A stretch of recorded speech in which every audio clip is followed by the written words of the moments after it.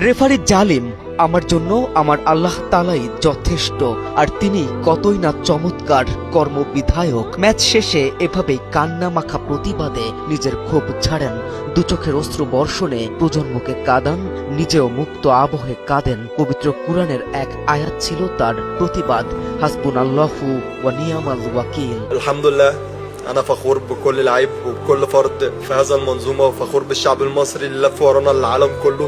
মিশরীয় এই ফুটবলারের ক্ষোভের মূল কারণ ছিল দ্বিতীয়ার্ধে বিতর্কিত ভিআর সিদ্ধান্ত।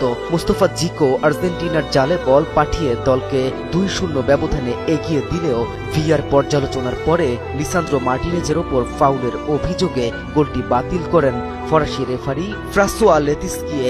সেই সিদ্ধান্তের পর ম্যাচের গতি পুরোপুরি বদলে যায়। আর্জেন্টিনা ঘুরে দাঁড়িয়ে 3 গোল করে 3-2 ব্যবধানে জয় নিশ্চিত করে। সাক্ষাৎকারের